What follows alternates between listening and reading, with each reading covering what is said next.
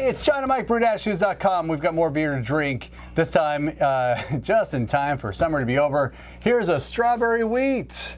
Love fruit beers. If they're done right, if you can balance out the fruit flavors along with real beer flavors, it's a good time. So this is a strawberry wheat that I made. This is based off of Mike's Strawberry Blonde that he brewed, probably 10 plus years ago now. Certainly. But what I do is I just mix up the grain bill, so it's 50% Pilsner malt and 50%. I think this time I actually did, instead of wheat malt, I did flaked wheat. So 50% flaked wheat? Yeah, that's what I did in this. There you go. Wow. Like a nut. So that is the grain bill. For a 5-gallon batch, 10 pounds. I ferment this, so I guess, mash schedule is, 150 degrees Fahrenheit, 66 degrees Celsius for an hour, boil for an hour. A little bit of hops, and, this time around, I went with the Baba Rouge hops, just 28 grams or an ounce. At 60 minutes. Oh, really? Yes, just a little bit. Because I think that, for this, it's really just going to be, strawberry forward, the flavor. Yeah. So, the yeast, boil for an hour, chill to fermentation temps. The yeast I used was just a packet of US-05. Just a clean, neutral yeast.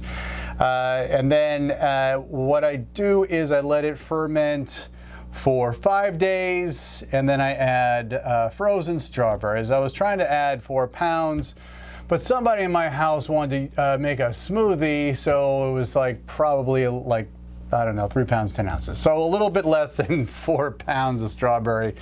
What I do is I take the strawberries out of the freezer, put them in my fridge, let them defrost, and then I put them in a fine mesh bag that's been boiled so that it's super clean, and then I actually ferment this in a bucket. Mm-hmm. So I put the bag in the bucket, mm-hmm. and then I put the strawberries in the bag, and just do a very loose knot and let it do its thing. So another 5 days on strawberries, just to ferment any kind of sugars that come from the fruit, and then it gets put into a keg, and that's what we have here.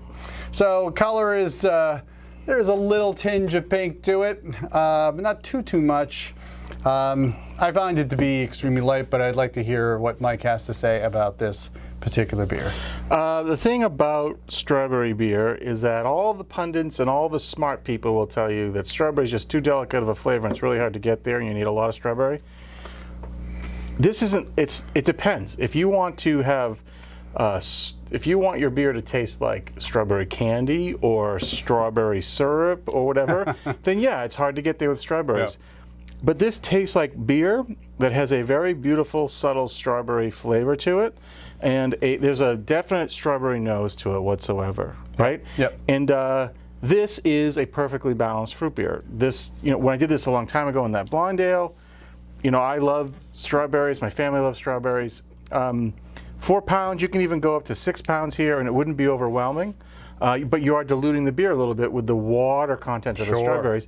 I think the key to this is using frozen strawberries, because they tend to be a little bit more concentrated anyway, versus they've lost some of the water in their processing. And when I used to do it, I would freeze thaw them a couple times just to make sure they were really loose, Yeah, breaking down those membranes, yeah. And but this is excellent. This is absolutely great. There's a beautiful, subtle strawberry aroma on it, and then the flavor delivers the same thing too.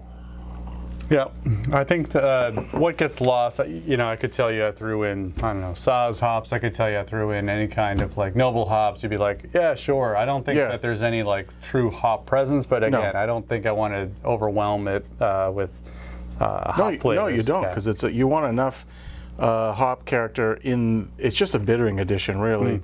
I think the Baba Rouge was probably an interesting way to. You want to put something fruity in there, but not something powerfully fruity. And those hops, there's a couple other we've done in the Smash series that are non-descriptively fruity. This is the application. Yeah. Right? Just to help amplify that. But to me, this is all that strawberry edition, and very little of it that is Barber Rouge. Yeah, exactly. So it's fantastic just the way it is. So last year even though it was a strawberry wheat, I believe I went with a Pilsner, wheat malt, and oats to maybe like get a little more body to it, because I find, even though I don't know, this body to me is thin. And I think like with the oats, it gave a little bit more presence, at least in the mouthfeel. Yeah. You know, but I don't know. This one to me is like a super easy I don't know. drinker. For me, a fruit beer, I want the underlying beer to stay crisp and to stay pretty clean, so that something as delicate as strawberry sort of does shine through. There's not even a mouthfeel issue to sort of slow you down with it. Okay. I think if anything, I would maybe think about my water chemistry and balancing that mouthy feel thing with a slightly higher chloride ratio, maybe getting to like 1.5 to 1, maybe 2 to 1 chloride sulfate ratio. But I don't know. I think for wheat beer, I want a wheat beer to be crisp and pretty clean, straight up. And I don't necessarily subscribe to oats and mouthfeel. So, but in general. So, but yeah, I think this is. I love it just the way it is. Right. I mean, it being flaked wheat too. That blows me away a little bit. It's not as. I think I get a little bit more. At least the initial aroma whiffs when we first poured it. I think I got a little bit more of that a weedy presence to it, but it's definitely seemed to fade as the beer has warmed a little bit while we're talking. That strawberry aroma is more intense now. Sure. So that's a good thing.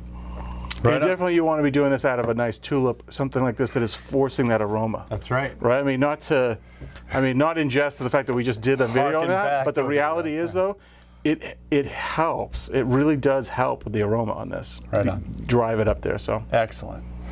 Okay. Well, if you not too pink, but still, I think that's, if I learned anything from it's not going to come through in the camera at all because it is very subtle. Yeah. But there is in the foam, especially right around the edges. When I look through it this way, around the edges, there's a subtleness of pinkness to it, which is really cool. Yep. I learned that ratio of fruit from my friend Mike in his strawberry blonde, because I thought like, that is a nice balanced beer. It isn't strawberry jelly. Yeah. And that's not what I want. I want a beer with like some kind of subtle hint, if not subtle, a nicely present fruit flavor, but it's all in balance. If you want to really kick this up a little bit of orange zest in there with the strawberries too would really put a little bit of an interesting twist on it, no pun intended. Well, there's always next year, correct? There's always next year. That's right.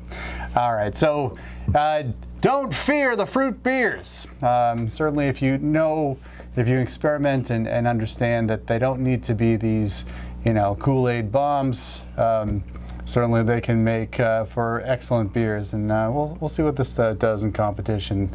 Now that there's competitions opening up, I'd like to put this in there. Get on it. Get on it.